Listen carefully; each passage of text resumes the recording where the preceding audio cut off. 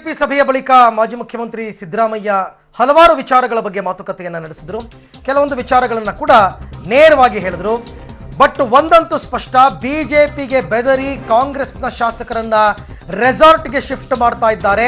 ಅದನ್ನೂ ಕೂಡ ನೇರವಾಗಿ ಹೇಳಿದ್ದಾರೆ ಸಿದ್ದರಾಮಯ್ಯನವರು. ಬಿಡದಿಯ ಈಗಲ್ಟನ್ ರೆಸಾರ್ಟ್ನಲ್ಲಿ ಶಾಸಕರು ವಾಸ್ತವ್ಯವನ್ನು ಹೊಡ್ತಾರೆ. ಎಷ್ಟು ದಿನ ಅಂತಕ್ಕಂಥದ್ದು ನಿಖರವಾಗಿ ಗೊತ್ತಿಲ್ಲ, ಒಂದು 4 ದಿನ ಇರಬಹುದು. ಇವತ್ತೇ ಹೊರಡ್ತಾ ಇದ್ದಾರೆ. 2 ಬಸ್ಗಳಲ್ಲಿ ಕಾಂಗ್ರೆಸ್ನ ಶಾಸಕರನ್ನ ಈಗಲ್ಟನ್ ರೆಸಾರ್ಟ್ಗೆ ಶಿಫ್ಟ್ ಮಾಡಲಾಗ್ತಾ ಇದೆ. ಬಿಜೆಪಿಯವರು ಬ್ಯಾಗ್ ತಗೊಂಡ್ಬಂದು ನಮ್ಮ MLA-ಗಳಿಗೆ ತಗೋ ತಗೋ ತಗೋ ಅಂತ ಬಲವಂತ ಮಾಡ್ತಾ ಇದ್ದಾರೆ. ಚರ್ಚೆ ಮಾಡ್ತೀವಿ. ಚರ್ಚೆ ಮಾಡಿ ಇದರ ಯಾವ ರೀತಿಯಾಗಿ ಇದನ್ನ ನಾವು ಇವನ್ನ ಎದುರಿಸಬೇಕು ಮತ್ತು ಭಾರತೀಯ ಜನತಾ ಪಕ್ಷದ ಒಂದು ವಿಚಾರವನ್ನ ಇಡೀ ಜನರಿಗೆ ಹೇಗೆ ಮುಟ್ಟಿಸಬೇಕು ಅದ್ರ ಬಗ್ಗೆ ಚರ್ಚೆ ಮಾಡ್ತೀವಿ. ವ್ಯತ್ಯಾಸ ನಾವೆಲ್ಲ ಹರಿಯಾಣ ಕೂತ್ಕೊಂಡಿಲ್ಲ. ನಾವು CLP ಸಭೆ ಮಾಡಿದ್ವು, ನಿಮ್ಗೆಲ್ಲ ತೋರಿಸಿದೀವಿ ನಮ್ಮ ಸ್ಟ್ರೆಂತ್ ಏನು ಅಂತ. ಆಮೇಲೆ ಭಯ ಅಲ್ಲ ರೀ, ಏನ್ ಇವತ್ತು CBI, IT, ED, blackmail, threaten, 100 ಕೋಟಿ 50 ಕೋಟಿ ದುಡ್ಡು ಈ ರೀತಿಯಾಗಿ ಜಗಜ್ಜಾಹಿರವಾಗಿ ಭ್ರಷ್ಟಾಚಾರ ಮಾಡ್ತಾ ಇರ್ತಕ್ಕಂಥ ಬಿಜೆಪಿ ಪಕ್ಷಕ್ಕೆ ನಮ್ಮ ಶಾಸಕರು ಒಗ್ಗಟ್ಟಾಗಿ ಆತ್ಮಸ್ಥೈರ್ಯ ತುಂಬಬೇಕಾಗ್ತದೆ. ಇವರ ಭಯ ಭೀತಿ ಸೃಷ್ಟಿ ಮಾಡ್ತಕ್ಕಂಥ ಪಕ್ಷ ಇದು ಬಿಜೆಪಿ. ನಮ್ಮವ್ರಿಗೆ ಅದಕ್ಕೋಸ್ಕರ ನಾವು ಅದನ್ನ ಒಟ್ಟಿಗೆ ಕೂತ್ಕೊಂಡು ಚರ್ಚೆ ಮಾಡ್ತೀವಿ.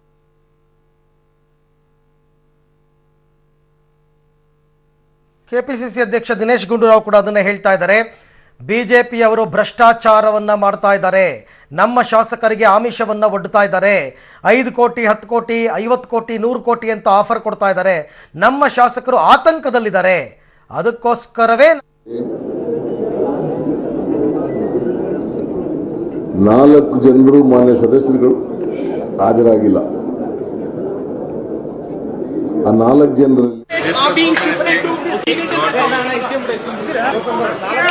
discuss regarding the coming Lok Sabha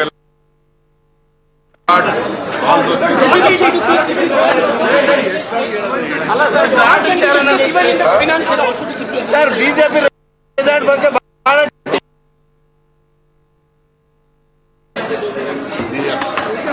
onslaught by ಮಾಜಿ ಮುಖ್ಯಮಂತ್ರಿ ಸಿದ್ದರಾಮಯ್ಯ ಮತ್ತು ಕೆಪಿಸಿಸಿ ಅಧ್ಯಕ್ಷ ದಿನೇಶ್ ಗುಂಡೂರಾವ್ ಇಬ್ಬರು ಕೂಡ ಸ್ಪಷ್ಟಪಡಿಸ್ತಾ ಇದ್ದಾರೆ, ನಾವೇನು ಗುರ್ಗಾಂವ್ಗೆ ಹೋಗ್ತಾ ಇಲ್ಲ, ಹರಿಯಾಣದಲ್ಲಿ ಹೋಗಿ ಕೂತ್ಕೋತಾ ಇಲ್ಲ. So in order to escape from this, we are staying together. So 104 MLA sir 4 MLA ಬಗ್ಗೆ ನಿಮ್ಮ ಒಪಿನಿಯನ್ ಏನು ಸರ್?